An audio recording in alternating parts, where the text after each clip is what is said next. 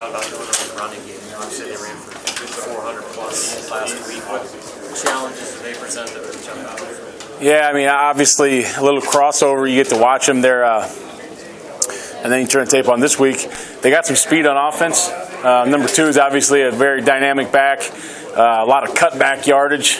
A big play against Wisconsin, some big plays last week. You really got to get some hats to the ball. You got to take good angles on him. Their other running back has been, just almost as good, not quite as good as him, but really good. And then Bush can run it himself. So a lot of triple option elements involved in that offense. And I think they're doing a really good job with their running game. AJ Bush specifically, I mean, what kind of problems does he create with his ability to run? You mentioned that, but just the whole package.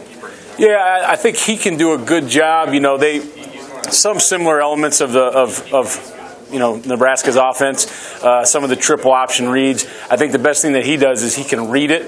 He knows who he's reading. He can make a quick decision. He can pull it. He can give it. He can pitch it. And when he runs it himself, he's very effective. So I think just his ability to read what he's supposed to read and make a good decision is making that thing go. I was talking to JoJo about kind of that hybrid position that he's playing. I asked him if he preferred safety or linebacker, and he said he's just a football player, so he'll do whatever you want. How nice is it to have a guy like that? Yeah, it's great. It's great that we got another guy that we can put to the field against some of these spread teams in the Big Ten now.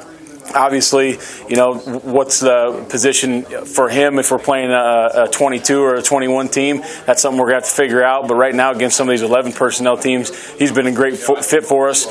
He's physical enough out there, and he's really good in space. He's a good tackler, and he's a good football player. He's just kind of savvy. He's one of those guys that can kind of wiggle into stuff and get in the zone he needs to get into. So it's been really good to have him come back and help the team. How'd that conversation go when you went to him and said, hey, we want to try doing this other sport? Not much of a conversation right now. We kind of told him where we were going to put him, and he's great with it. Most of the guys in this team right now, if I say, hey, you're going to play here, we need you to play here, they say, absolutely, I'm here for the team. I'm ready to go. The culture is changing. There's no magic to this deal. It's just the process Coach Frost talks about. It's the culture that keeps building, and right now the kids are in a really good place. If we need them on a team, special teams, if we need them at a different position in defense or offense, they're willing to help the team.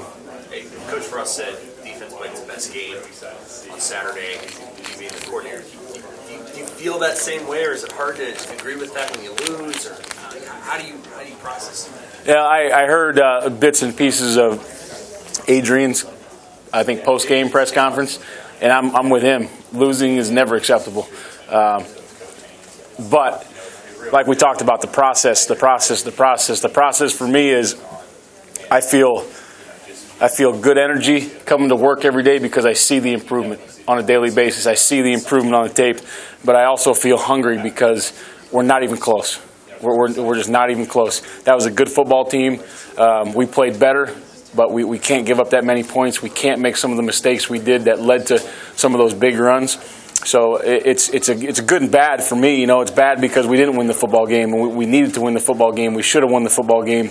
We had the opportunity to win it on defense and leave the offense sit on the bench. I love our offense, and I want them to score 100 points, but there's some games where I want to go out there and win it. I want the defense to go out there and win it. So I feel hungry, I feel good energy, but I also feel like we got a long ways to go. 2 straight games with 3 turnovers. Are you starting to see that mentality of taking the football away start to set in? Yeah, because it's happening in practice. They're taking those drills seriously.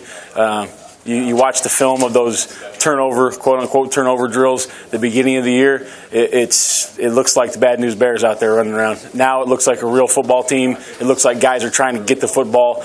You can see they're more ball aware in team settings. They're more ball aware in individual settings, and obviously they're becoming more ball aware in the games, which is good. What changed there? Why the I think, like we talked about before, there's no magic potion. It's just the process. We just keep talking about it. We keep coaching it. We keep coaching it on film. We keep coaching the drills. We keep coaching harder and harder. I have to get in the drill now, in the interception drill, and pretend I'm the receiver and go after the ball. And I'm not a very good athlete anymore. I never really was, to be honest with you. But even just me getting in there, they attack the football more. Just getting another guy in there, they attack the football more. So it's just our coaches coaching. Our coaches have done an unbelievable job, and just keep talking about it. And it's amazing. The kids are talking. I get them up on the sideline before a drive, a TV timeout or whatever. At the beginning of the year, it's crickets. It's me talking to myself. Now we go out there, that first drive, everybody was like, half the group was like, we're going to hold them to 3, and half the group was like, oh, hell no, they ain't getting any points. And I'm like, you guys got it, let's go. And now they're talking about, we get out there, we need a turnover, we need to score on defense. It's becoming a real thing. It's not becoming something that coaches are talking about now. It's becoming a real thing, and I think that's where you want to be. Was there a player that led that started to talk more? No, it's everybody. And I think, probably there's a couple guys, I'm sure, some of those guys that have a bigger voice, the Moes and the Micks and the Lukes, I think they might have started it, but now you hear it within all the groups, the DBs, the D-line, the D-line's talking about let's get a sack, the DBs are talking about let's take the ball away. So it's a good deal. In the secondary, maybe particularly with your corners, have you seen those guys really take to what Travis Fisher's teaching them to sort of take on his mentality a little bit as a group? Yeah, if you watch the film from spring to fall camp, there's a jump. If you watch the film from fall camp to the game 1, there's a jump. If you watch from game 1 until probably 2 games ago, a huge jump into the technique, into what we want, in ball awareness, not just being in position anymore, but going to get the football, making a pass breakup, getting an interception, and their understanding that being in position is not good enough. That anybody can be in position. You want to be great, you got to go get the football. Anything else? Okay.